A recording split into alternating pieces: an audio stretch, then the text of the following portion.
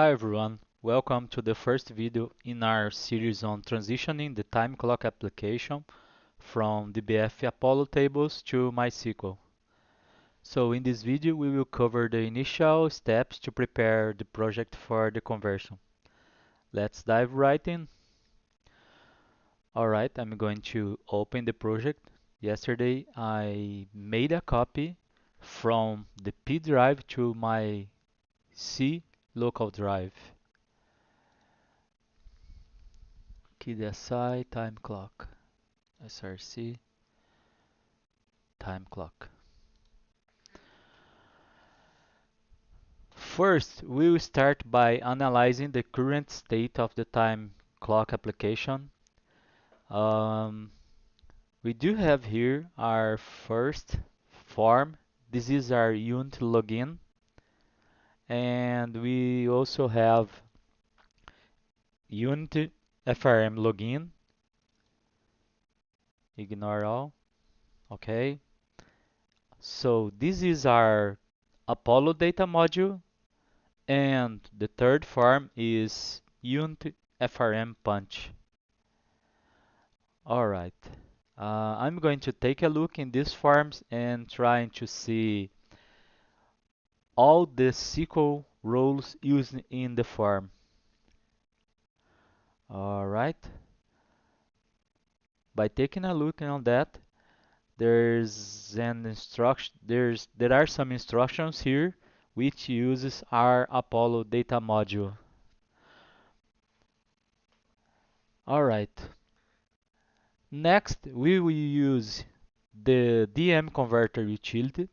These tools read the data Apollo module configuration, which is currently set up for DBF tables, and we will generate a new data module for MySQL.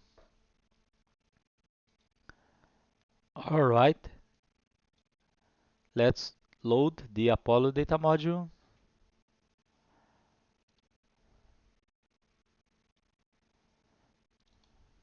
KDSI, time clock, search.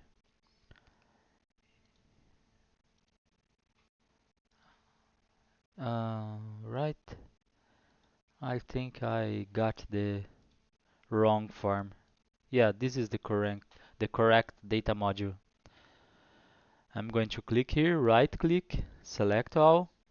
Right now, I'm going to open the documentation to make sure what is the correspondent name from Apollo to MySQL.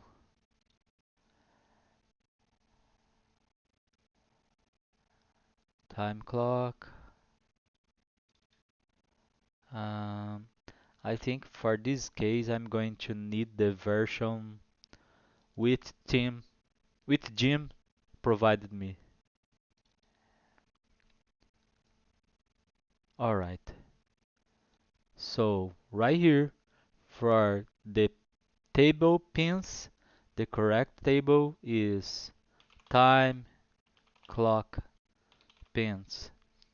And for the clock, the table name is time clock. And for the drivers, the table is employees. Alright.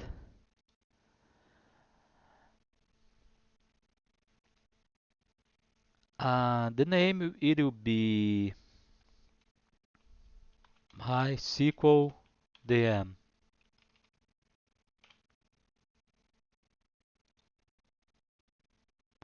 I like to create a separated folder.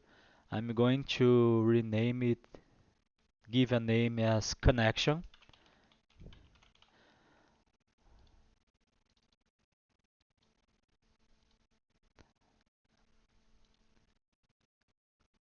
Connection. Alright. The conversion was successfully.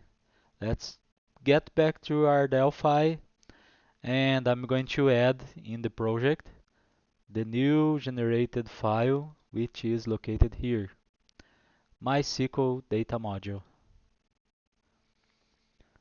All right, we don't need more decrypt. All right, and I have to do some adjust here since we are not using um, config.ini files.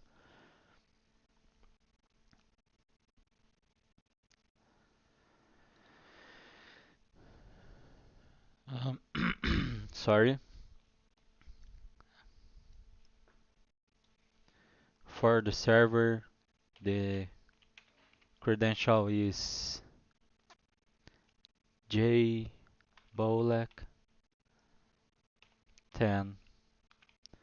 For the database is kdsia.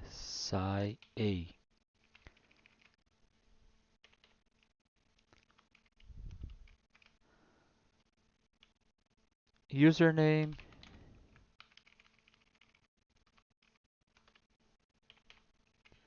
and the password.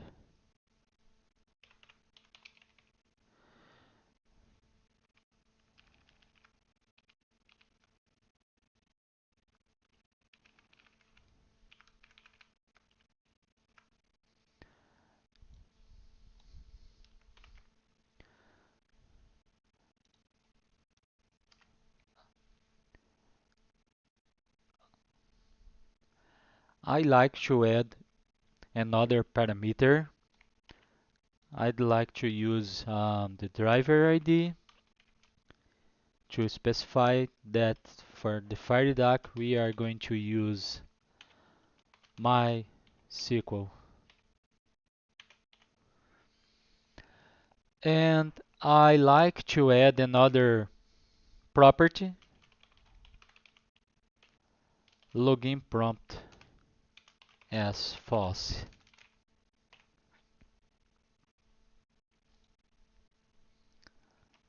All right.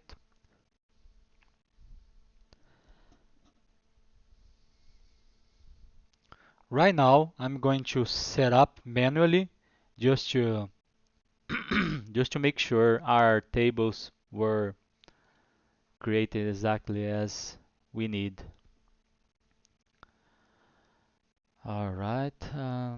MySQL database is kdsia, username Andre, password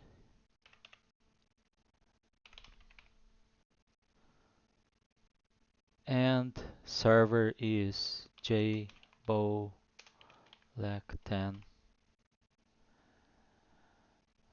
Let's run a test, and here it is. Everything is working. Right now I'm going to run the SQL's instructions to make sure everything is working on.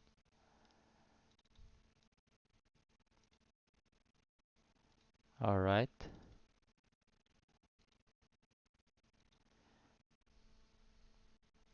Okay, I'm going to save the change here. And right now I'm going to get our Apollo data module, and I'm going to create some methods, and I am also will be renaming it because I like to use more appropriate names. Since we are using two data modules, we do have a data module for MySQL and for Apollo. I'd like to rename it for like a Apollo data module. File, save as. Let's let's put the files together, and the new name will be Apollo data module. All right. To make sure and avoid some errors, I'm going to delete the old data module because the file it keeps on the disk. Uh,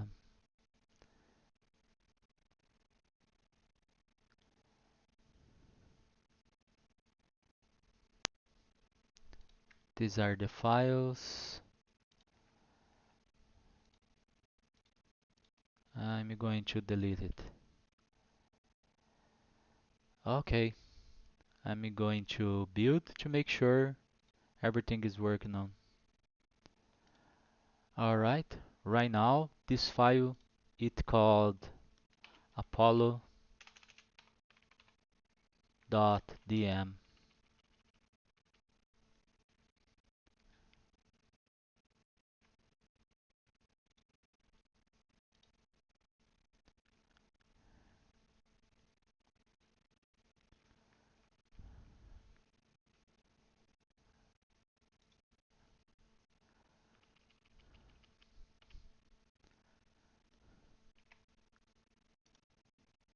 Clean, and let's run a build again.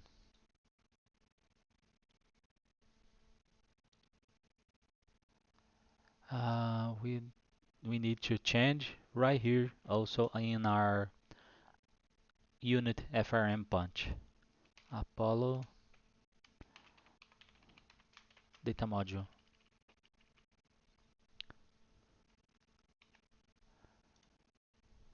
build, and there it is. Everything is working on. So we continue in the next video. I'll see you guys.